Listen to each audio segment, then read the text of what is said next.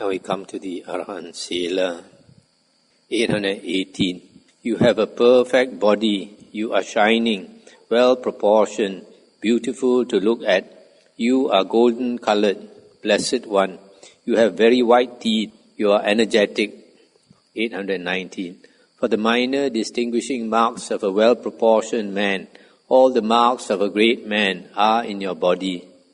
820. You have clear eyes, a round face. You are large, straight, splendid. In the middle of the Sangha of ascetics, you shine like the sun. 821. A monk with skin like gold is good to look at, but what do you want with the ascetic state when you have such excellence of color? 822. You ought to be a king, a wheel-rolling monarch, a bull among heroes, possessing the whole world, a conqueror, the lord of Jambusanda. 823. Warriors and minor kings and kings are your vassals. You are king of kings and lord of men. Rule, Gautama. Stop here for a moment. The Sela is a Brahmin. He brought his, 30 disciples to see the Buddha. And he saw that the Buddha has these marks of a great man and asked the Buddha to be a king. Here you find one of the few places, a little description of the Buddha's face. You see, you have clear eyes, a round face. So Buddha has a round face. And he is large and straight and splendid. I think it's the first time I see somewhere. You don't find in the other suttas, they say Buddha has a round face. So the Buddha replied, 824, I am a king, Sela, an unsurpassed Dhamma king. By my Dhamma I set the wheel rolling, the wheel which is not to be rolled back. And this Sela said, 825, you profess to be enlightened, an unsurpassed Dhamma king. You say, Gautama, by my Dhamma I set the wheel rolling. 826. But who is the Lord's captain? Who is the disciple? Who is successor to the teacher? Who keeps this wheel rolling that has been set rolling by you? And the Buddha answered. 827. Following the example of the Tathagata, Sariputta keeps the unsurpassed Dhamma wheel rolling that has been set rolling by me.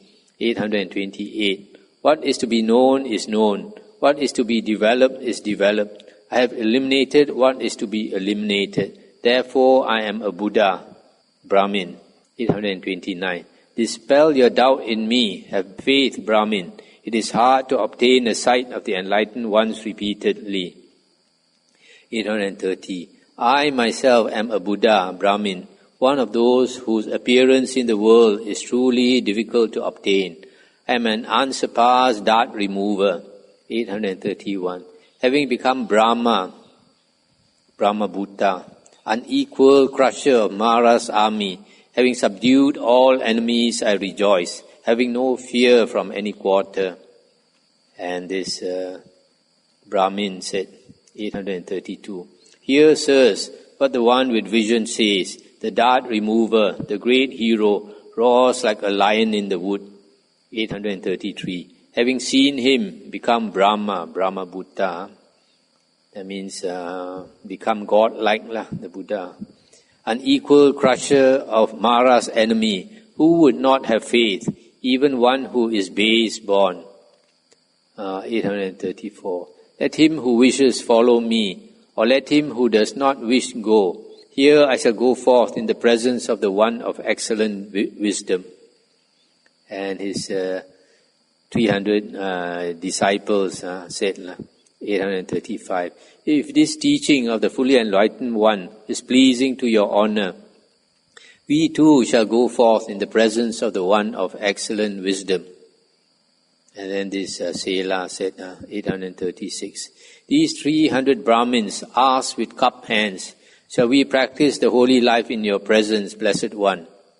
And the Buddha said, 837, the holy life is well proclaimed. It is instantaneous, immediate. Wherefore, going forth is not in vain for a vigilant one who trains himself. And then, after 8 days, after 7 days, they came to see the Buddha, his Brahmins. 838. This is the 8th day since we went to you as a refuge, one with vision. In 7 days we have been tamed in your teaching, Blessed One. 839. You are the Buddha, you are the teacher, you are the sage who overcame Mara. You, cutting off the latent tendencies, have crossed. Bring these people across. 840. You have crossed over the basis of rebirth. You have torn the asavas asunder. Without grasping, you have eliminated fear and dread like a lion. 841. These 300 monks stand with cupped hands. Stretch out your feet, hero. Let the great beings pay homage to the teacher's feet. So it looks like these 300 Brahmins, they also became enlightened in 7 days. Why he asked the Buddha to stretch out their feet? Because these Indians, they like to, when they pay homage, they put their forehead on the feet of the person they revere. Sometimes they kiss the feet. Badya, Kaligoda Putta, son of Kaligoda. 842. The soft clothes which were worn by me then, riding on an elephant's neck, the rice gruel, the sauce for pure flesh eaten did not make me happy. This one is a real elephant, not the mindfulness. 843. Now fortunate, persevering, delighting in whatever scraps come into his alms bowl. Badya, son of Goda, meditates without grasping. 844. Wearing rags, persevering, delighting in whatever scraps come into his alms bowl. Badya, son of Goda, meditates without grasping. 845. Living on alms food, persevering, delighting in whatever scraps come into his alms bowl. Badya, son of Goda, meditates without grasping. 846. Wearing the triple robe, persevering, delighting in whatever scraps come into his alms bowl. Badya, son of Goda, meditates without grasping. 847. Going on a begging round of every house without exception, persevering, delighting in whatever scraps come into his alms bowl. Badya, son of Goda, meditates without grasping. 848. Sitting alone, persevering, delighting in whatever scraps come into his alms bowl. Badya, son of Goda, meditates without grasping. 849. Eating one bowlful only, persevering, delighting in whatever scraps come into his alms bowl. Badya, son of Goda, meditates without grasping. 850. Never eating after time, persevering, delighting in whatever scraps come into his alms bowl. Badya, son of Goda, meditates without grasping. 851. Living in the forest, persevering, delighting in whatever scraps come into his alms bowl. Badya, son of Goda, meditates without grasping. 852. Living at the foot of a tree, persevering, delighting in whatever scraps come into his alms bowl. Badya, son of Goda, meditates without grasping. 853. Living in the open air, persevering, delighting in whatever scraps come into his alms bowl. Badya, son of Goda, meditates without grasping. 854. Living in a cemetery, persevering, delighting in whatever scraps come into his alms bowl. Badya, son of Goda, meditates without grasping. 855. Accepting whatever seed is offered, persevering, delighting in whatever scraps come into his alms bowl. Badya, son of Goda, meditates without grasping. 856. Remaining in a sitting position, persevering, delighting in whatever scraps come into his alms bowl. Badya, son of Goda, meditates without grasping. So it looks like he's another monk who sleeps or takes his rest in the sitting position, not lying down. 857. Desiring little, persevering, delighting in whatever scraps come into his alms bowl. Badya, son of Goda, meditates without grasping. 858. Satisfied, persevering, delighting in whatever scraps come into his alms bowl. Badya, son of Goda, meditates without grasping. 859. Secluded, persevering, delighting in whatever scraps come into his alms bowl. Badya, son of Goda, meditates without grasping. 860. Not living in company, persevering, delighting in whatever scraps come into his alms bowl. Badya, son of Goda, meditates without grasping. 861. Putting forth energy, persevering, delighting in whatever scraps come into his alms bowl. Badya, son of Goda, meditates without grasping. 862. Giving up a costly bronze bowl and a valuable golden one, I took an earthenware bowl. This is my second consecration. 863. Guarded by men who had their swords in hand, I dwelt trembling in a city with high circling walls and strong battlements and gateways. 864. Today fortunate, not fearful, with fear and dread eliminated. Badya, son of Goda, meditates having plunged into the wood. 865. Standing firm in the body of morality, developing mindfulness and wisdom, in due course I attain the annihilation of all fetters. This Badya should be Badya Kaligoda should be the chief of the Sakyans. This chief of the Sakyans, when he stayed in his city, he had these bodyguards always protecting him. You know, these chieftains, they are always afraid. Somebody wants to take their place, become the next chieftain, will kill him. So, daytime also, everywhere he goes, he has his bodyguards with swords following him. And at night when he sleeps also, around the house also, a lot of bodyguards looking after him. In spite of all the bodyguards, every day and night he was afraid of being killed. But after he renounced, I think within the first Vasa, he attained Arahanthood. And then after that, he was going everywhere and saying Sukha, Sukha, Sukha. And then some of the people didn't believe that he became Arahant so fast.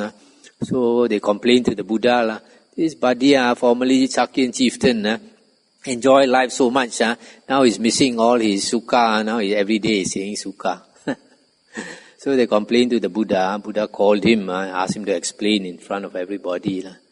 So he explained then that he was, normally they hint. They say formerly, he said when he was in the lay life, everywhere he went, he was afraid that somebody might kill him, always protected with bodyguards. But now he has no fear, even though he walks alone in the forest.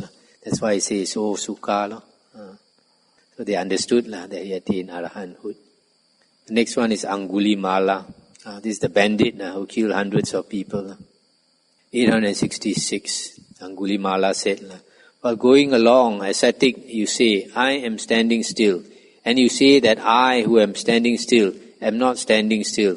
I ask you this, ascetic, why are you standing still and I not standing still? This is what happened was, the Buddha, usually the Buddha will contemplate, who in the world should he teach the Dhamma to? Who has the blessings from past life to become enlightened or to become an Arya. So he found this Angulimala, this bandit, who has killed hundreds of people up in the hill.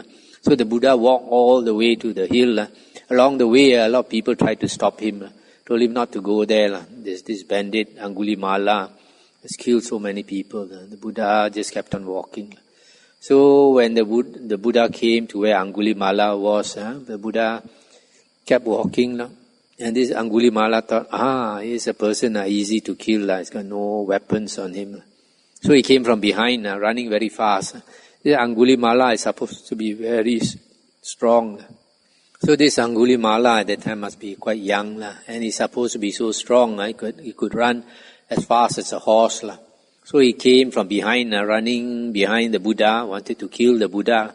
But the more he ran, he didn't seem to go any nearer to the Buddha. The Buddha used the psychic powers. So he could not go near the Buddha at all until he was tired. And then he told the Buddha to stop. Stop, ascetic, stop. Then the Buddha turned around and told him, I have stopped, but you have not stopped. So he was puzzled, so that's why he asked the Buddha. And then he asked, why are you standing, why have you stopped? I have not stopped. And the Buddha said, 867, I am always standing still, Angulimala, having given up violence towards all beings.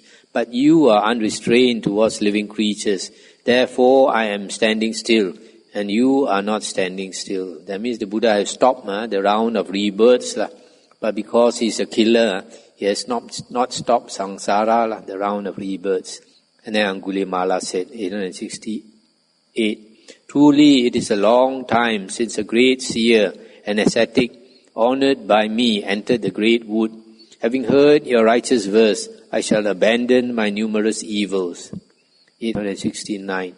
With these words, the robber hurled his sword and other weapons down a hole, a precipice, a chasm. The robber paid homage to the wayfarer's feet. On that very spot, he asked the Buddha for admission into the Sangha. 870. And then the Buddha, the compassionate great seer, who is the teacher of the world, including the Deva, said to him, Come, monk. This in itself was monk status for him. 871. But he who formerly, being indolent, was afterwards not indolent, illuminates this world like the moon released from a cloud. 872. He whose evilly done action is blocked off by a good action illuminates this world like the moon released from a cloud. 873. The young monk who applies himself to the Buddha's teaching illuminates this world like the moon released from the cloud. 874. Let even my enemies hear a discourse on the Dhamma. Let even my enemies apply themselves to the Buddha's teaching. Let even my enemies consort with those men who, being good, cause others to accept the Dhamma. 875. Let my enemies hear the Dhamma from time to time from those who speak about forbearance and praise peaceableness, and let them act in conformity with it. 876. For truly he would not harm me or anyone else. He would attain to the highest peace. He would protect creatures moving and unmoving. 877. For canal makers lead water, arrow makers bend the bow, carpenters bend wood, clever men tame the cell. 878. Some tame with a stick or hooks or whips. I was tamed by the Venerable One without stick, without sword. 879. My name is non-harmer, ahimsa. Previously I was a harmer. Today I am rightly named, for I certainly do not harm anyone. So formerly he harmed so many people. He was so cruel to so many people. But now he was given the name no more cruel, ahimsa. 880. I was formerly the infamous robber Angulimala. Being carried along by the great flood, I went to the Buddha as a refuge. 881. I was formerly the infamous bloody-handed Angulimala. See my going to the refuge. That which leads to renewed existence has been rooted out. 882. Having done much action of that kind, leading to a bad transition, touched by the ripening of subsequent action, free from that, I enjoy my food. 883. Fools, stupid people devote themselves to indolence or laziness, but a prudent man guards his vigilance as his best treasure. 884. You should not devote yourselves to indolence, nor to intimacy with the delight of sensual pleasures. The vigilant man, meditating, attains the highest happiness. 885. It has come, it has not departed, nor was that bad advice to me. Among the things shared out among men, I obtained the best, that means the Dhamma. 886. It has come, it has not departed, nor was that bad advice to me. The three knowledges have been obtained. The Buddha's teaching has been done. 887. Either in the forest at the foot of a tree, or in the mountains in caves, here and there I stood, then with agitated mind. 888. But now I lie down happily, I stand happily, I lived my life happily, beyond Mara's reach. I was pitied by the teacher. 889. Formerly, I was of Brahmin stock, high-born on both sides. Now I am the son of the welfarer, the Dhamma king, the teacher. All the monks are called Sakya Putta, sons of the Sakyan. 890. I am rid of craving, without grasping, with sense doors guarded, well restrained. Having rejected the root of evil, I have attained the annihilation of the asavas. 891. The teacher has been waited on by me. The Buddha's teaching has been done. The heavy load has been put down. That which leads to renewed existence has been rooted out. The next one is the famous Anuruddha. I think we stop here. Anything to discuss?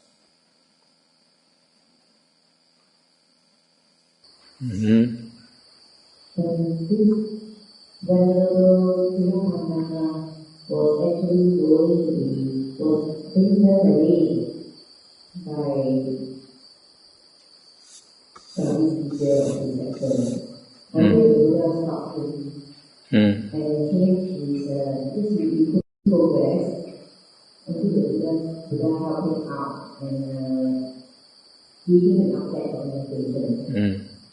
Or something that in present day, for many of us, who need to meditate for years, and noticing, put aside the unconvincing teaching that we have, but if we put all our effort and we are not having any progress, how do we know when to change the meditation object without a good teacher who really knows us well? I think without the Buddha around, we all have to make our own investigation as to which meditation object is suitable. But the problem is a lot of people, due to pride, they don't want to change their object because they think other people can practice Anapanasati. I should also be able to practice Anapanasati. But the fact is that there are many people with a very disturbed mind. And it's partly because a lot of people want to get knowledge. The more knowledge you put into your brain, the less you can meditate. You have to throw aside a lot of the things that are not necessary. So we know that there are certain types of meditation the Buddha taught. So we should investigate those few. One is Anapanasati, which is actually a difficult object unless you live alone in a cave or something. Then another one is the 32 parts of the body. This one actually is a easier object to practice. But then for a lot of people, to want to learn the 32, to memorize the 32 parts, they think it's too much trouble. That's why I ask them to chant like Namo Buddhaya. Chanting Namo Buddhaya, the problem is a lot of people think it's like elementary school. They don't want to practice it. But actually, it is good to at least start with that, to calm your mind a bit. And the other thing is, you have to remember meditation. If you want to calm your mind, you don't do it only when you are sitting down with other people. All the time, you should try to calm the mind. That's why I say the chanting is useful. When you are not sitting in meditation, also you can chant. You walk, also you can chant. Sit in a car, also you can chant. You chant in your mind, nobody knows. So this to calm the mind, we have to use effort all the time. You find in the suttas, the Buddha's disciples, they practice day and they practice night to the extent that at night they don't even sleep. In other words, they are trying to maintain their mindfulness 24 hours a day. That is a real meditation. All the time we should try to maintain our mindfulness, unless like we are too tired at night, then you fall asleep. That's because we haven't come to the stage where we are able to keep awake 24 hours a day, and if you are not up to that standard, you try to practice it, you might have a mental breakdown. So you have to know yourself. The other day we saw this interesting DVD about sleep. People who don't sleep too many days, they have a mental breakdown. So chanting is another method that I teach. The third method I teach, if you notice on my talks, is the meditation on the self. This meditation on the self is basically what is taught in Jnana Yoga, and also in Zen Buddhism. The Gong An will also say, "Who am I?" This one, there are some teachers, like last time I learned from my Mahayana teacher, he was not able to teach the correct way. So the way some of those Mahayana monks teach is that you just ask yourself this question, "Who am I?" But it's not asking yourself, it's not the way. It's actually to keep in mind that I is not the who. Who am I? People sometimes they put their attention on the who, and who, and who, and who. They keep on who, but they make no progress. But actually, you should put your attention on that I. Just be aware of that I. You can ask yourself, who is this I? Then you think for a moment, one day this human body is going to fall sick and age and die. And one day this body will turn into a corpse. That time, who is that I? So you will realize, even now, imagine for a moment that you don't have a body. And you ask yourself, who am I? With your eyes closed and you imagine you don't have a body. And you still have an I. Why? Because as long as you have a knowing mind, you have a consciousness and awareness, you will naturally think I exist. So that I actually is in that knowing. So you just stay with that knowing. You just either investigate that knowing, or you just tell yourself, I am here. I am here. As long as the I is here, the mind won't run away. Every time you have a stray thought and the mind runs away, you forget that you are here, You are following your thoughts. You forget that you are sitting here trying to meditate.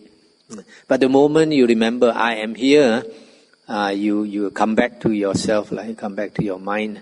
You have not strayed away. So as long as you are aware, I am here all the time, you will never have a stray thought. Your mind will be focused. So you keep practicing this, I am here, or just that I, just awareness, just knowing that awareness, just knowing that knowing. This is what in Zen Buddhism they say, to use reverse your mirror and see your original face. A lot of these things in Zen, they have all these sayings which seem to be very strange and hard to understand. But when it's explained to you, then you find it's not difficult at all. It's very simple. So we just know the knowing, and then you keep doing that. Your mind slowly will become one-pointed. So this is another meditation actually, which is very simple. I mean, it's not hard to practice because you're just aware of yourself, just aware of your knowing mind, just aware of your consciousness. That's all. So these are the three methods that I teach. But you may find others in the Visuddhimagga and all that. So the Buddha says in the Satipatthana Samyutta that the simile of the cook, when he cooks for the king, he must know the king's taste, whether the king prefers sour food or sweet or hot chili or salty or whatever. So in the same way, we have to investigate what object of meditation is suitable for your mind. What object of meditation your mind can easily liking to and calm down. So you have to find out for yourself. Even if the Buddha was around, the Buddha is not going to make himself busy and telling everybody what is your method of meditation. You have to find out yourself. The Buddha wants to stay in samadhi.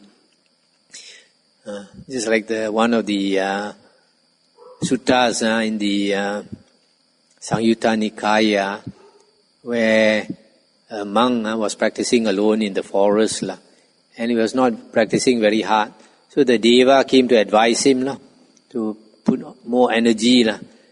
And then he appreciated it, he thanked the Deva. Then he told the Deva, next time I'm careless, I'm lazy, please remind me. And the Deva scolded him. Who do you think you are? I'm not your servant, I'm not your worker. So we have to take care of ourselves and don't expect somebody to advise us all the time. That's why the Buddha always says, be a lamb unto yourself, be a refuge unto yourself with no other refuge. Take the Dhamma as your lamb, take the Dhamma as your refuge with no other refuge. Okay? What happens meditation? For example, the person starts with the object meditation, the person is well. Then later, the listen to the and the reaction will get calm and all these things. This there's a person who, and this is after practice, there is no more the meditation after it's more the meditation. That's where we investigate the practice and our practice.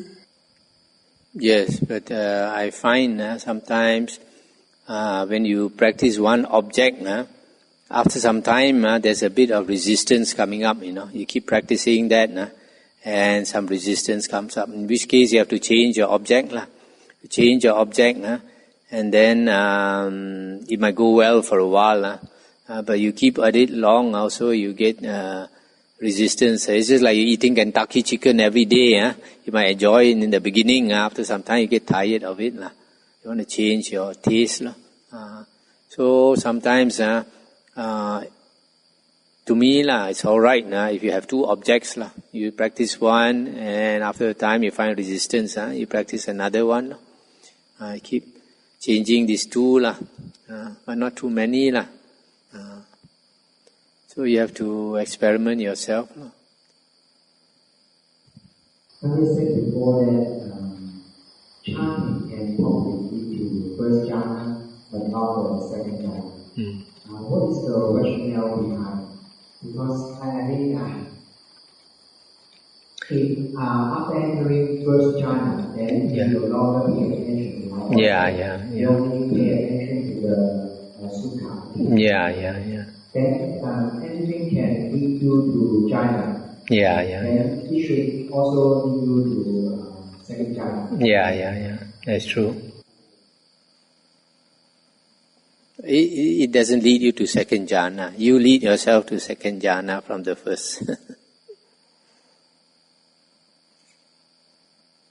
Okay, shall we end here?